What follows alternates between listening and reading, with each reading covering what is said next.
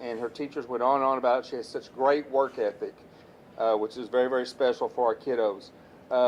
She's been our Good News Call recipient winner several times since she's been over here at the intermediate. This last year, she placed 4th place in oral reading for UIL competition, and she's been on the AB honor roll every 9 weeks. So Krista is very, very good special student for us. We really enjoy having her. And one of her classmates said, quote, "She's nice to everyone and she compliments you a lot, especially on your outfits." So, Krista Davis. Can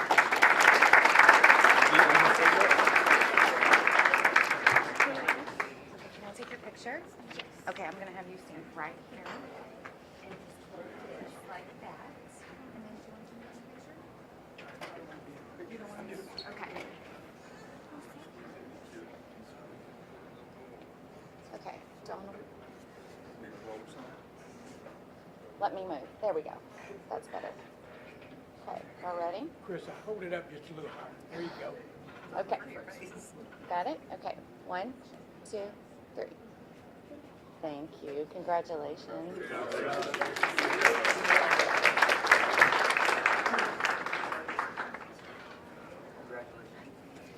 So Krista was our January Student of the Month, and so for our February Student of the Month, we have Barrett Speakman, and Ms. Nash is going to talk about him. I'll come on up. So it's my honor to introduce the WJH Student of the Month, 8th grader, Barrett Speakman. I have to look up to him. When I asked the teachers how they would describe Barrett, several words were used repeatedly by multiple teachers, past and present. Words that were used to describe him were words like kind, polite, respectful, helpful, and hardworking. Barrett works hard in all of his classes. He participated in UIL academically, did very well, and he's always willing to help his classmates and his teachers.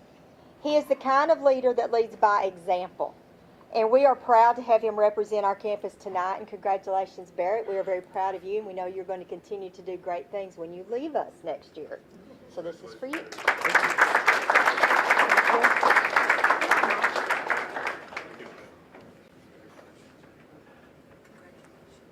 Wish I had 100 just like it.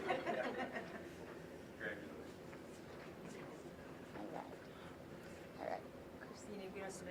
Oh, no, I can adjust. Okay. Ready? 1, 2, 3. Thank you. Congratulations.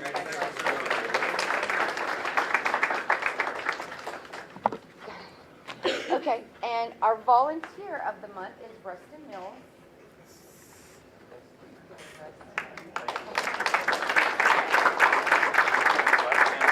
You have to stand up here because I get to talk about you. Winnsboro ISD is proud to recognize Rustin Mills as our volunteer of the month, actually of the year, right? Rustin has been a dedicated member of the WISD Education Foundation since we began in 2022. He has served as on the executive committee as Vice President of Finance and Governance. He is also the representative for First National Bank for the district's Pays for A's. He's actually a graduate from Winnsboro ISD who decided to come back after he graduated from college and raise his family here. He has served on the Winnsboro Volunteer Fire Department for more than 5 years. He's actively involved in First Baptist Church, and he's a true supporter of our students in the entire community of Winnsboro. So we're really, really proud to have him. I got to get your picture too.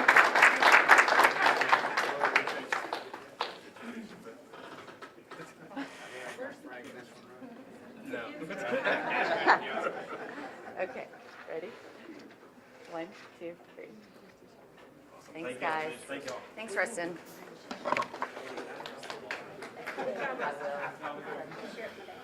Okay, and our staff of the month is Morgan Johnson from the high school. And we're gonna put Carrie on a 30-second time limit. So as you guys are aware, Dr. Holloway and Kelsey had their baby Saturday morning, and they're all doing great. And so this was one of the most important things. He had 3 big things this week, and this was the top one on the list. Is like, you've got to recognize Morgan at the board meeting. And so I didn't even have to prepare anything or type up anything, because ever since I've been at Winnsboro, I've worked with Morgan. We were here in this building together. In fact, she was just right down the hallway. And so Morgan does a great job. She is our high school special education department head, and I cannot count the number of students that she has, and Christy can testify, I cannot count the number of students that she has pushed, pulled, drug across the finish line to get to graduation. And she does a fabulous job, not just with our special ed students, but with our entire special ed department, our special ed staff. She's presented at our faculty meetings. She does a great job of providing services and helping to provide services for our students with special needs. She does an amazing job of building relationships with their parents, with those kids, and it is my absolute honor to have her recognized this month as our Employee of the Month. Congratulations.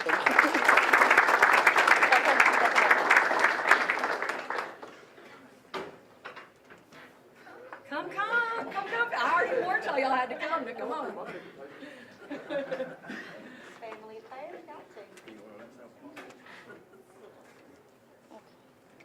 All right, let me see. Okay, perfect. 1, 2, 3. Thanks, guys. Congratulations.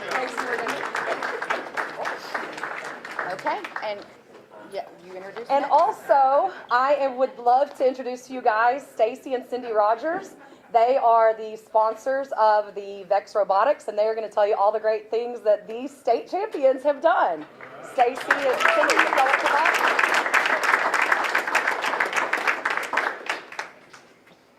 That's y'all too. Come on up here. Okay. All right, I'm going to introduce these wonderful students here.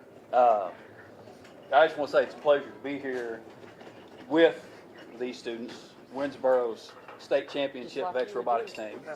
Get up here, get up here. Just like you would do in an Yeah. interview. Those are your judges. Yes. All right.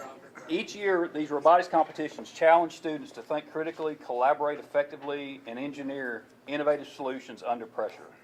Over the course of this season, these students have dedicated countless hours to designing, building, programming, testing, failing, and then improving.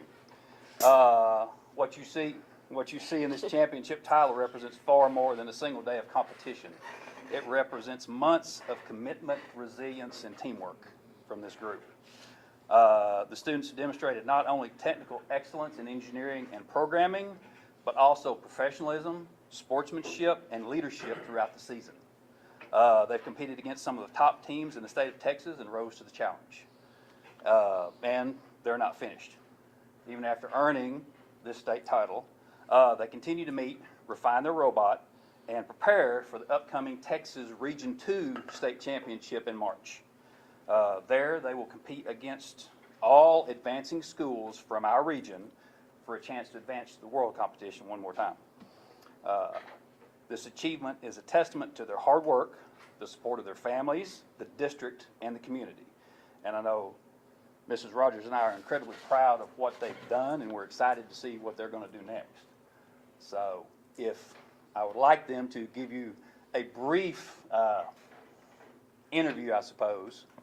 This is what they have to do every time they go to a competition. They're judged. What do you do? How do you do it?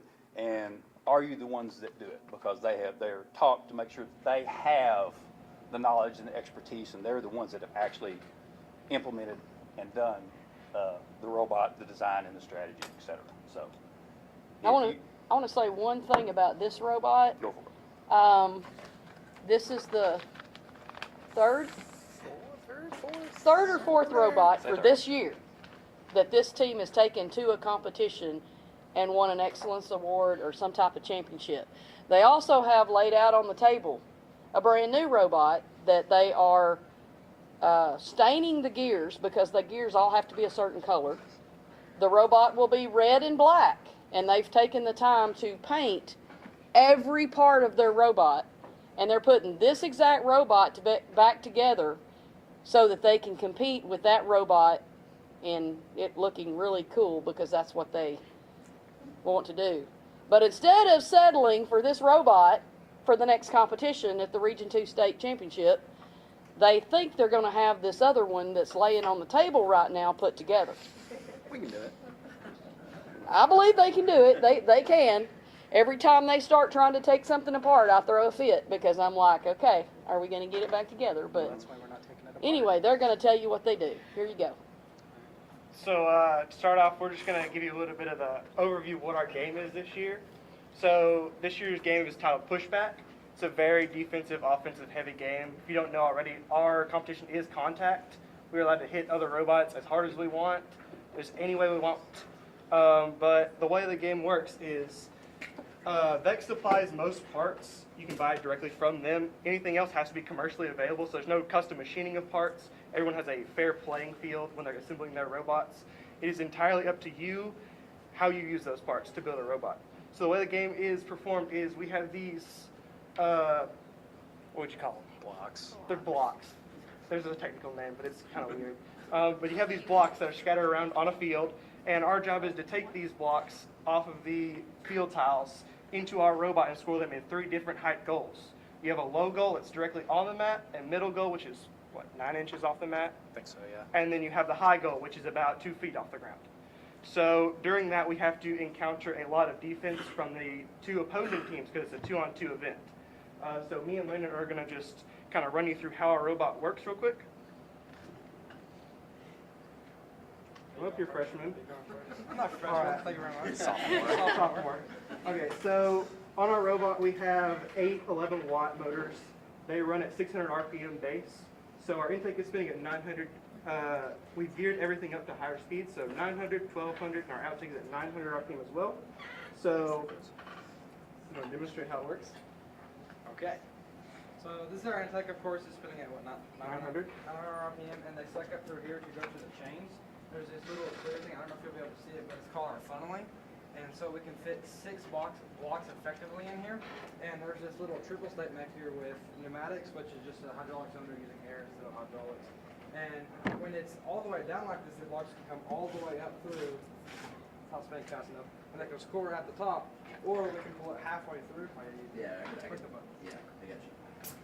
So this thing can have 3 different sets of how we want it, to where I can close it, and I let all the blocks hold in position so I can intake them and keep them in there. And then I can outscore on the top hole, on the long hole, and if you want to shove it back through again. Yeah. And then also we have the ability to score in the middle goal out that section, all controlled by just 2 pneumatic pistons. The hood goes up and down, so you have different pressures, of course, with different blocks, because they're actually different heights. Since it's not a perfect circle, it's different heights, so you have variable heights. And there's 2 braces in this cross brace, because if it rotates and these get out of, well, it just rotating. Yes, it is bad. So this is how we score on the higher goal. Now, the design of the robot is very important, but one of the things that we have to have, both for the driver to actually be able to drive the robot during the match, and for the 15-second autonomous period at the beginning of the match to compete effectively there, is our programming.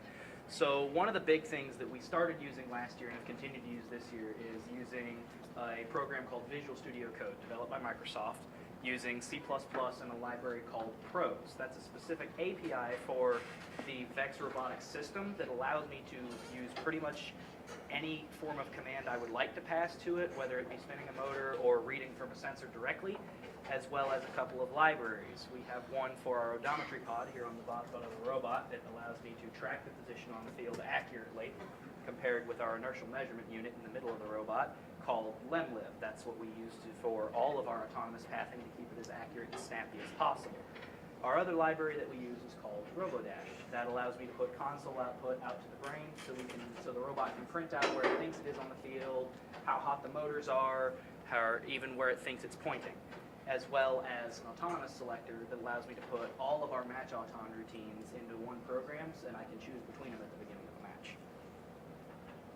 Y'all want to go into a little bit of what y'all do mentoring-wise? So what I have in my hand is called a engineering notebook. While the robot and the programming itself is also extremely important in this competition, the notebook side is also very crucial. So what I do is I take basically what they've built, and I put it in a document, and I create a book on how, basically it's a how-to on how to build our robot. And when the judges take this, they want to be able to take our notebook and be able to build this exact robot with this notebook. So I take all their ideas. We have a Google slide that we go in, and we put all of our information in, and I go in and I organize and I put together all the right information, and right before competition, that information gets put out and printed into a engineering notebook.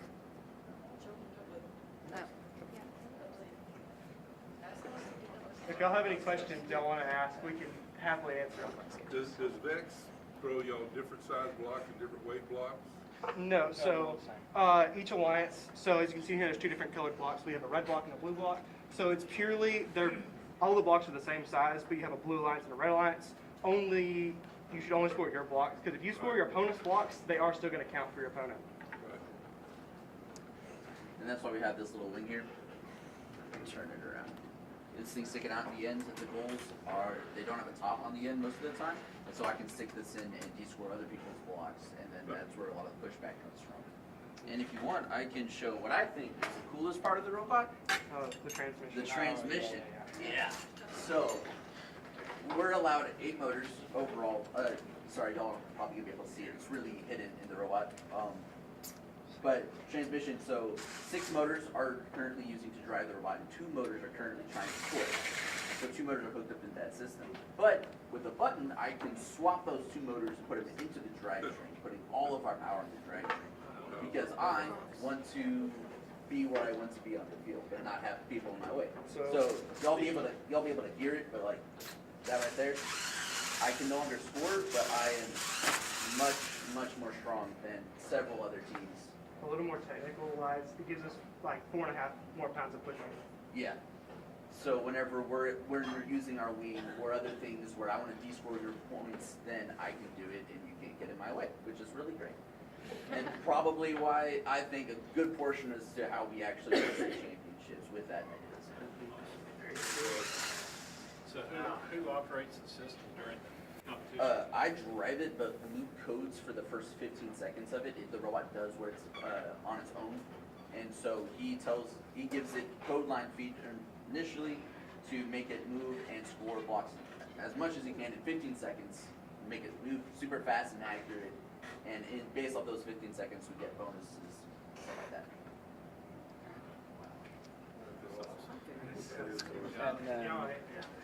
Heads up on the opponents, I guess just heads up competition. There's not 3 or 4 on the once. Sorry? Like competitions heads up. Y'all versus another robot. It's a 2-on-2 event. Yeah. So during the day, you'll be randomly drafted. You'll have between 6 and 8 matches guaranteed. So for each match, you'll get a randomly selected teammate and 2 randomly selected opponents. And then at the very end of the day, you'll have a round of 16 tournament. So depending on how well you do during the randomly selected part of the day, you'll be placed in a sort of a ranking system. And then so whoever is the first place team will get to pick their alliance for the round of 16 tournament. Second place, so on and so forth, until everyone has a partner. And then you'll go through your round of 16s until you have a tournament champion. Yeah, it is very long days. Is that number, that 16, 75? It's our team number. Oh, yes. Anything else? So I want y'all, and listen to this. Here's an outstanding group of students. So they went to a competition. They got disqualified. And a lot of times when the students get disqualified, they go and they want to go and run to the coaches. But here's what happened. I want y'all to explain what happened to y'all. So At A&M. at the A&M Classic, we unfortunately had an incident where another robot tipped while they were in contact with us. This is a major violation during the game. You're not allowed to intentionally disable other robots. It was not our fault or their fault, but it unfortunately happened, and we were deemed the aggressing robot, so we were disqualified from that match. That is it really hurts your rankings if you're disqualified from the match. It is a resulting loss.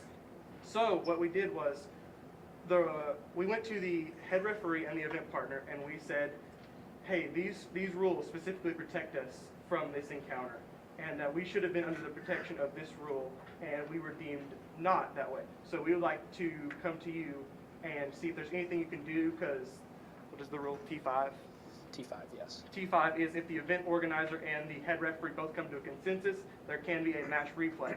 And so we were able to convince the event organizer and the head referee to kind of go back and review our match and see that we were not egregiously disabling another robot to, in the end, get a match replay, which then we won. Great, great. And I would like to say something about that. In all of the years that I have been to robotics competitions and watched kids have things that happen and have things get disqualified, I've watched other teams, not necessarily our team, but I've watched other teams. I've never seen it overturned.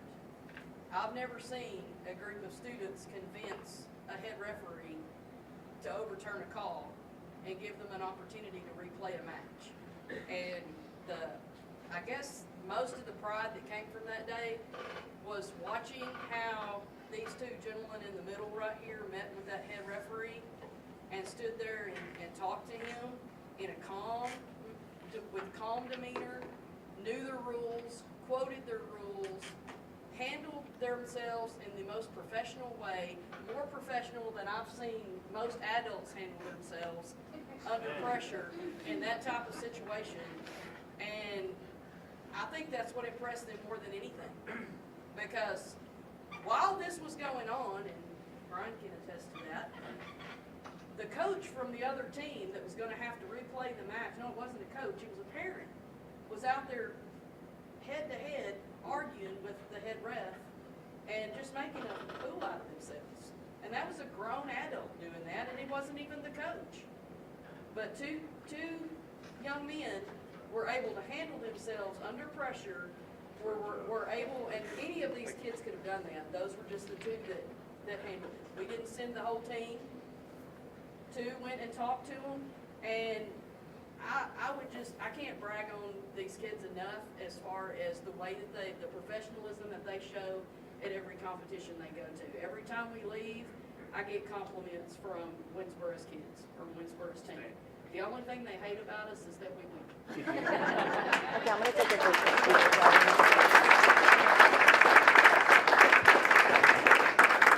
Okay, can y'all, yep, tell them. Let's go that way.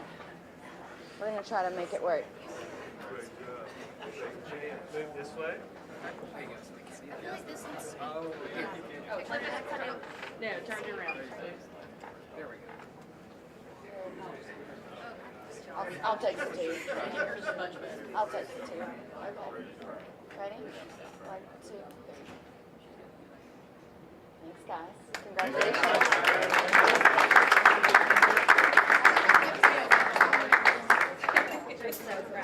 Outstanding. Thank y'all. Great job. Well,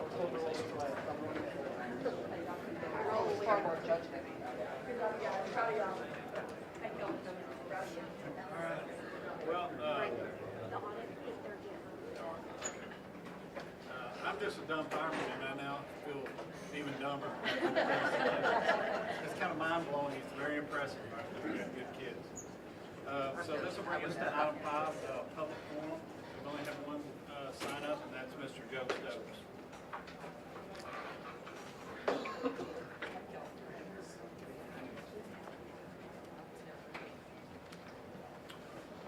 Joe Stokes, just wanted to compliment all of our programs, and this was an excellent presentation by Ms. Davis.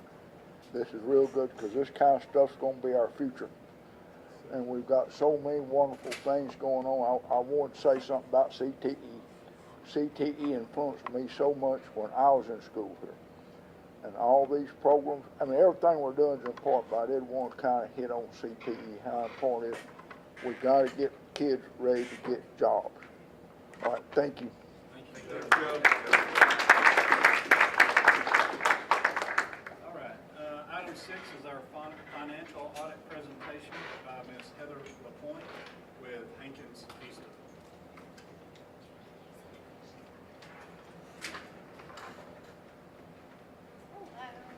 I've got reports for y'all. Okay. Sorry, it is a 2.5-hour drive and we had traffic, so.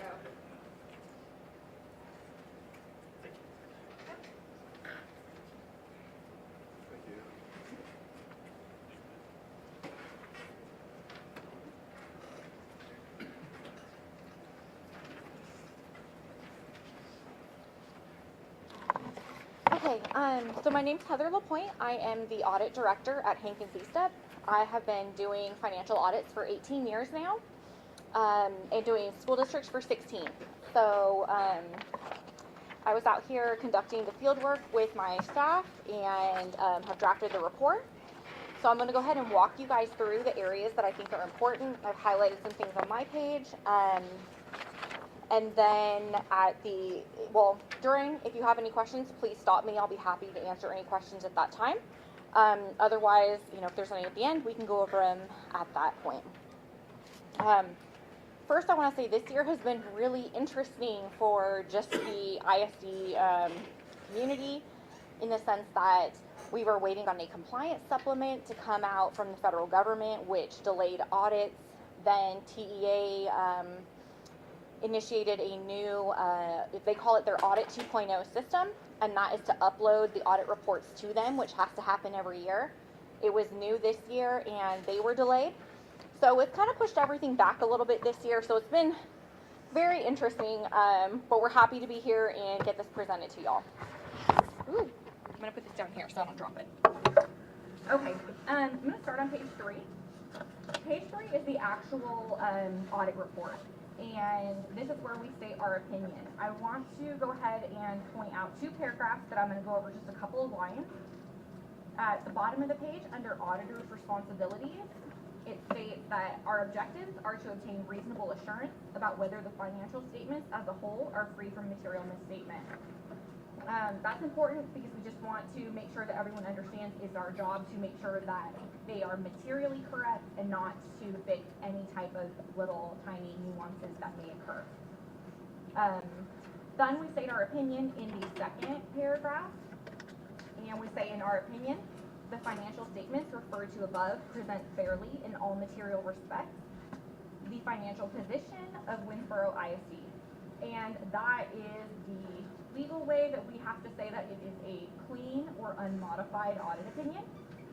We did not note any material weaknesses or significant deficiencies that need to be disclosed in the report. So no issues on our side kind of looking over anything. I'm going to turn to page 14. One thing that I like to point out, only the first year that I do presentations, so I promise I won't bore you moving forward. On page 14 and 15, we have government-wide financial statements. I'm sure if you've looked through previous audits, you may have wondered why are there 2 sets of financial statements. So I'd like to try and give you a little bit of background about that. The first 2 on 14 and 15 are called government-wide financials, and those are going to be looking at it from a full accrual basis of accounting. And what that does differently from the fund financial statements that you will see during your monthly board packet is that it puts on the balance sheet any of your non-current assets and liabilities.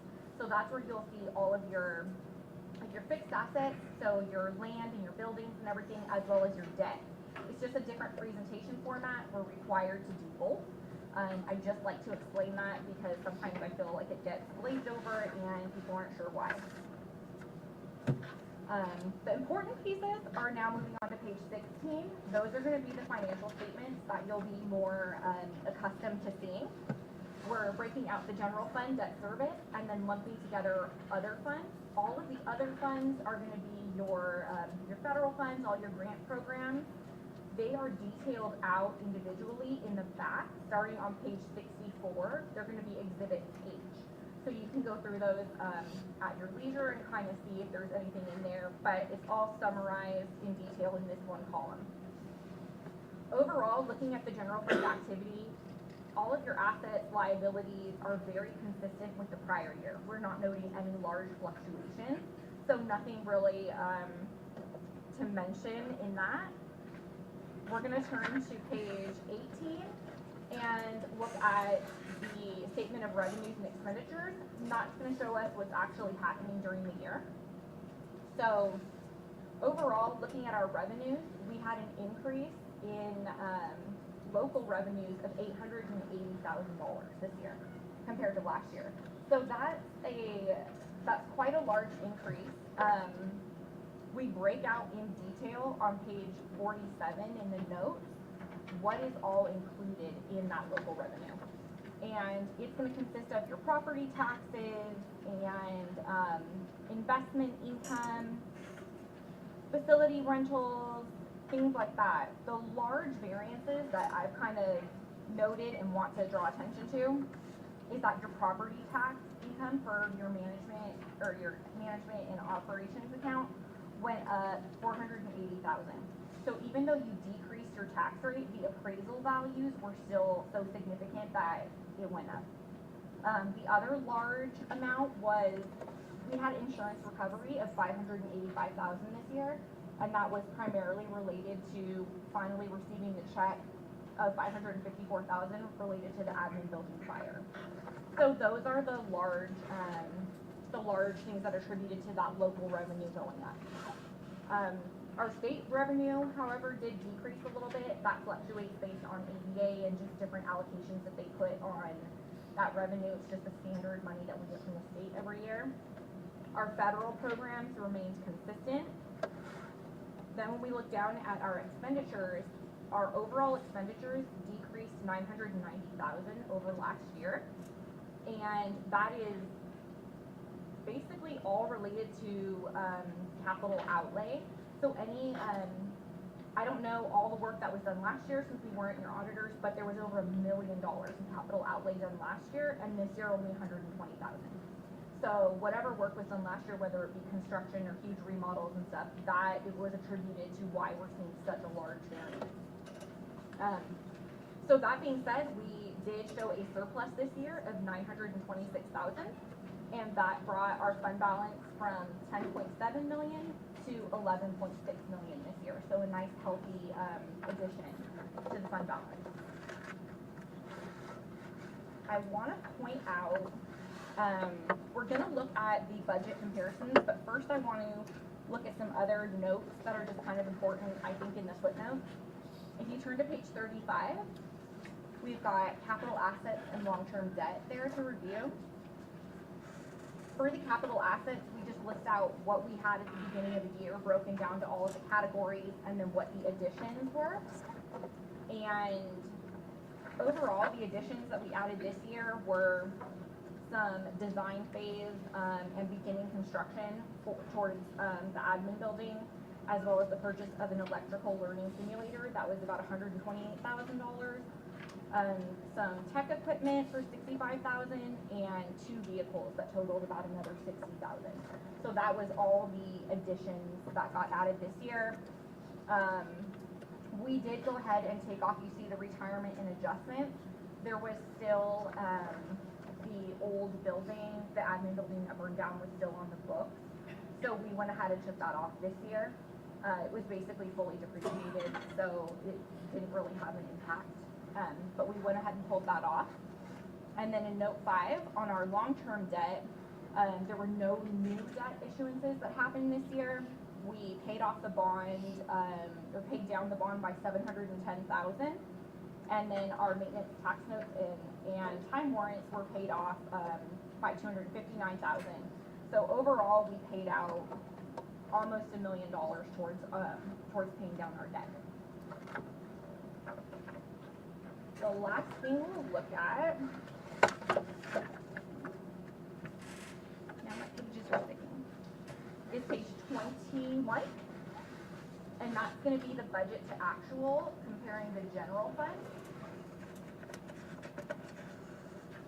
So we list here your original and final budgets, and then we do a comparative of your actual amounts and your final budget. So overall, the district outperformed the budget in revenues by $1.1 million. You can see that the local revenues was outperformed by about $780,000. Again, the $500,000 that we got in, as well as the from insurance, as well as the property tax increase. And then our state program revenues, despite being down from last year, we're still 376,000 more than what we thought we'd get from the budget. So really well in the revenue area.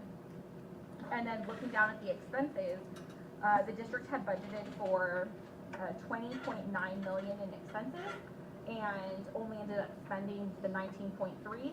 The savings again there primarily the capital outlay or facilities acquisition and construction. If you look at that line, you can see the budget was 1.5 and we only spent 123,000. So overall outperforming the budget by 2.7 million. So that's really great to do. We see that some districts are struggling with not having the COVID funds anymore. So this is wonderful to see and good to see like continued savings. So that is the gist of the financials and the key pieces I think are important. I do want to thank Amber and Jeffrey. They were wonderful in helping to get back the information, especially during this transitional year. Jonna came out and was here for part of the field work. So we sympathize with everything the district is going through and just the way that the remaining members of the finance team jumped in. We were never waiting on anything from them. They're wonderful. So I just wanted to thank them and then thank you for listening to my little speech. Do y'all have any questions?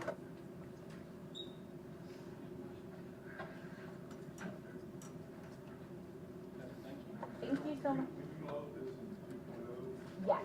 So I won't do it personally. We do have a person in our office who's responsible for doing that, and she's been doing it this week. I have a document that Amber has printed out that's actually the certificate of the board on page 3. I just have to have you guys sign that after the approval. We'll add it into the packet and get it uploaded to the 2.0 system. Thank you so much. Item 6A is consider action